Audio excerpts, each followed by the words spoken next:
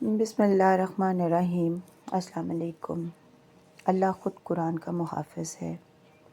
گاؤں میں ایک نیک شخص رہتا تھا۔ اس کا نام حسان تھا۔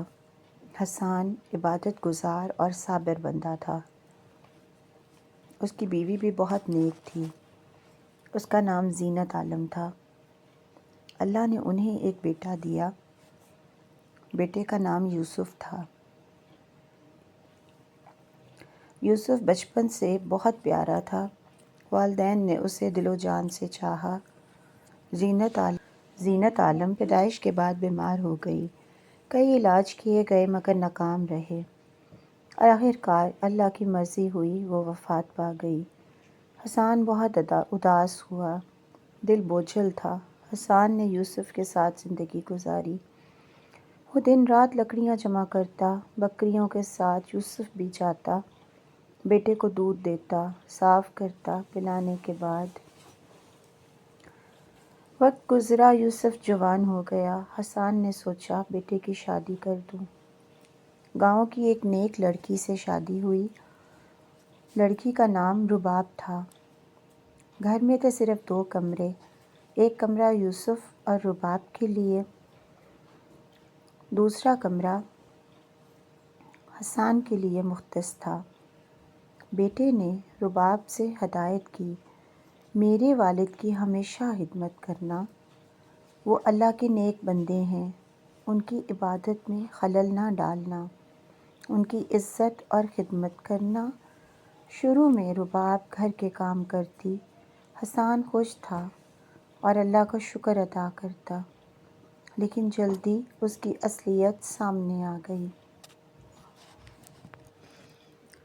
وہ ایک ایسی عورت تھی جو صرف اپنا گھر چاہتی تھی۔ ساس، سسر، نند، جیٹھ، دیور، ان سب رشتوں سے اس کو نفرت تھی۔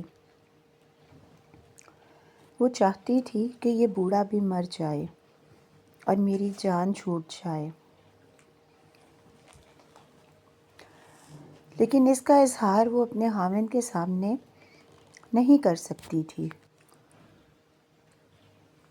کیونکہ اس کو پتہ تھا کہ وہ برداشت نہیں کرے گا۔ لیکن اس کو اپنے بوڑھے سسر سے بہت چڑ تھی۔ جب حسان قرآن پڑھتا، وہ چڑچڑاتی، کیوں قرآن پڑھتے ہو تم؟ میرے کام کرو، میری خدمت کرو، گھر کے کام مکمل کرو، ابھی میرے حکم کو فوراً مانو۔ حسان خاموشی سے قرآن پڑھتا رہتا اور خاموشی سے اس کی اتنی تلخ باتیں سنتا۔ اپنے بیٹے کو نہ بتاتا، وہ نہیں چاہتا تھا کہ اس کے بیٹے کا گھر خراب ہو۔ بس دل ہی دل میں اس کی ہدایت کے لیے دعا کرتا۔ وہ جب بھی قرآن پڑھتا،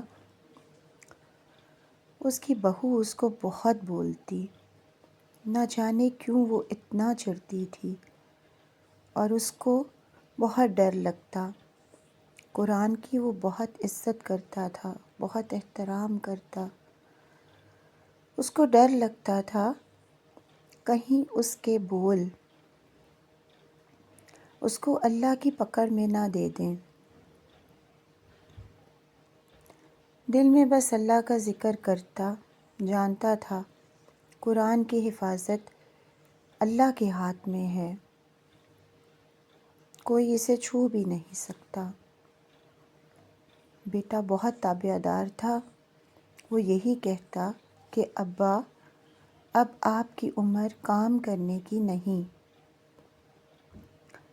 آپ سکون سے بیٹھیں، عبادت کریں اور خدمت کرائیں، گھر کے کام کی فکر مت کیا کریں۔ حسان نے مسکرا کر جواب دیا، میں کرنا چاہتا ہوں سب کام بیٹا، کام کرنے سے کوئی چھوٹا تھوڑی ہو جاتا ہے، اور سارا دن تو فارغ بیٹھا بھی نہیں جاتا۔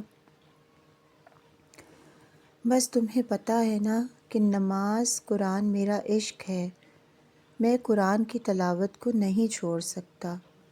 وہ جانتا تھا کہ قرآن پڑھنا کتنی بڑی سعادت ہے ایک مسلمان کے لیے، اور پھر یہ تو سراسر اللہ کی کتاب ہے، اور اللہ نے قرآن کی حفاظت کی ذمہ داری خود لی ہے۔ وقت گزرا، حسان کی طاقت کمزور ہوئی، نیند آنا کم ہو گئی، بیماری نے گھیر لیا، لیکن اس کے باوجود اس نے نماز اور قرآن کو نہ چھوڑا۔ وہ دن کا ایک حصہ قرآن پاک ضرور پڑھتا، اور جب وہ قرآن لے کر بیٹھتا اس کی بہو چیخنا شروع کر دیتی، میں نے آپ کو یہ کام کہے تھے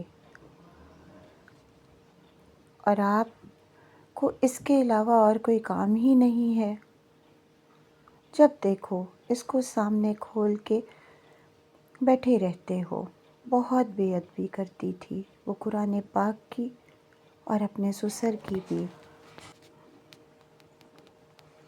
رباب نے کبھی ترس نہیں کھایا۔ ایک دن حسان بے ہوش زمین پر گر گیا۔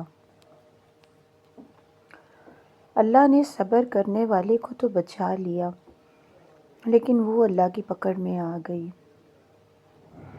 اس کی زبان، اس کے لفظ اس کے آگے کھڑے ہو گئے۔ وہ بھول گئی تھی کہ وہ مہربان رب جس کی کتاب کو وہ باتیں کرتی ہے، خود وہ اس کا محافظ ہے۔ پھر رباب پر اللہ کا عذاب نازل ہوا۔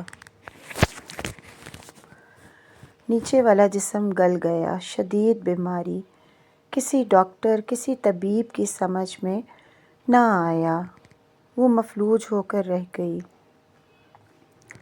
اس قدر ٹانگوں کی اور پیروں کی حالت خراب ہو گئی کہ ڈاکٹر کو انہیں کاٹنا پڑا، حتیٰ کہ اتنا قہر اللہ کا نازل ہوا کہ اس کی زبان بھی بند ہو گئی، وہ بول بھی نہیں پاتی تھی۔ گاؤں کے لوگ دیکھ کر توبہ توبہ کرتے تھے۔ وہ ہر کسی کے لیے یہ عبرت بن گئی تھی، اور اسی حال میں وہ مر گئی۔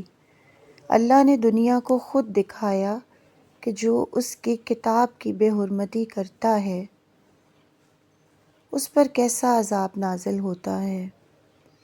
حسان صبر اور عبادت کے ساتھ زندگی گزارتا رہا، اور اس کی بھی بخشش کی دعا کرتا۔ اس نے اس کو معاف کر دیا تھا۔ اس نے اپنے بیٹے کی دوبارہ شادی کروائی، اور اللہ نے اس کو اتنی نیک، فرما بردار اور تابع دار بہو عطا کی جو اس کی خدمت اپنے باپ کے جیسے کرتی تھی۔ بیٹے نے والد کی نیکی دیکھی اور سیکھا کہ ادب دنیا کی سب سے قیمتی چیز ہے، چاہے وہ کسی چیز کا بھی ہو۔ اللہ نے سب کو صبر اور ایمان کی طاقت دکھائی، اور اللہ نے قرآن کی بے ادبی کی سزا دنیا کو دکھائی۔ لوگوں نے بھی دیکھ کر سمجھا کہ ماں باپ کی خدمت فرض اور ثواب ہے۔ ظالم لوگ آخر کار سزا کے حصے دار بنیں گے۔ عبادت، صبر اور ایمان ہمیشہ کامیابی دیتے ہیں۔ اگر آپ کو یہ کہانی اچھی لگی ہو تو اپنی رائے کا اظہار کامنٹ میں ضرور کیجیے گا۔ اللہ پاک ہم سب کا حامی و ناصر ہو، آمین ثم آمین۔ جزاک اللہ۔